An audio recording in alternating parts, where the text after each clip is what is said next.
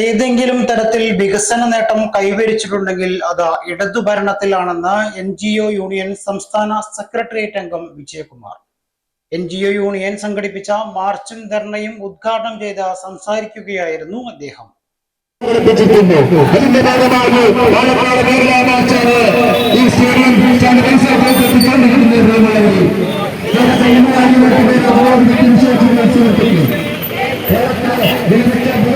കേരളത്തിന്റെ വരുമാന മാർഗങ്ങൾക്ക് തടയിട്ട് കേരളത്തെ തകർക്കാനാണ് കേന്ദ്ര സർക്കാരും പ്രതിപക്ഷ മാധ്യമങ്ങളും ശ്രമിക്കുന്നതെന്നും കെ വിജയകുമാർ കൂട്ടിച്ചേർത്തു. വിവിധ ആവശ്യങ്ങൾ ഉന്നയിച്ച് NGO യൂണിയൻ സ്റ്റേഡിയം പരിസരത്തേക്ക് നടത്തിയ മാർച്ചും ധർണയും ഉദ്ഘാടനം ചെയ്ത് സംസാരിക്കുകയായിരുന്നു വിജയകുമാർ. ഗവൺമെന്റുകൾ നമ്മുടെ നാട്ടിൽ നടപ്പിലാക്കിയിട്ടുള്ള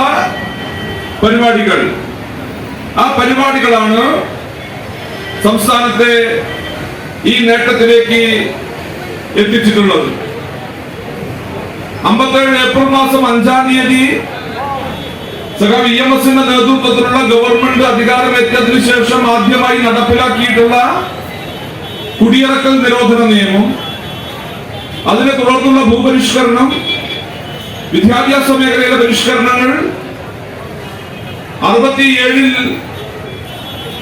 നടപ്പിലാക്കിയിട്ടുള്ള ഭൂപരിഷ്കരണത്തിനൊരു തുടർച്ച, 80-ൽ ക്ഷേമ പെൻഷൻ കൊടുക്കാൻ വേണ്ടി തീരുമാനിക്കുന്നു നായനാരുടെ നേതൃത്വത്തിലുള്ള ഗവൺമെന്റ്.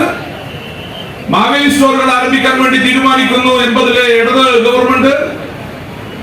87-ലേക്ക് എത്തുമ്പോ നായനാരുടെ നേതൃത്വത്തിലുള്ള ഗവൺമെന്റ് സാക്ഷരതാ പ്രസ്ഥാനം ആരംഭിക്കാൻ വേണ്ടി തീരുമാനിക്കുന്നു. 96-ൽ അന്നത്തെ ഇടത് ഗവൺമെന്റ് ഇന്ന് നമ്മുടെ നാടിന്റെ എല്ലാ വികസന കുതിപ്പുകൾക്കും അടിസ്ഥാനം എന്ന് പറയാൻ കഴിയുന്ന അധികാര വികേന്ദ്രീകരണ നടപടികൾക്ക്, ജനകീയാസൂത്രണ പദ്ധതിക്ക് അതിന് അടിത്തറയിടുന്നു, തുടക്കം കുറിക്കുന്നു.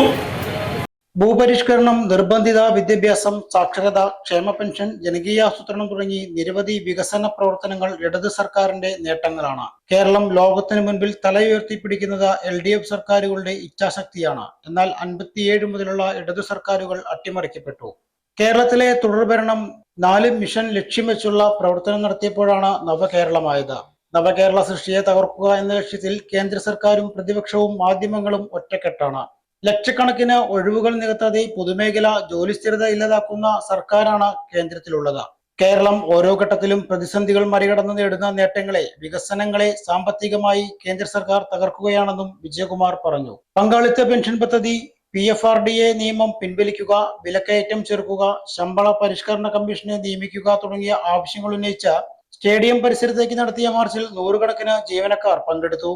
ജില്ലാ ജോയിന്റ് സെക്രട്ടറി B രാജേഷ് അധ്യക്ഷത വഹിച്ചു. ജില്ലാ secretary K Santhosh Kumar, PK Ramdas എന്നിവർ സംസാരിച്ചു.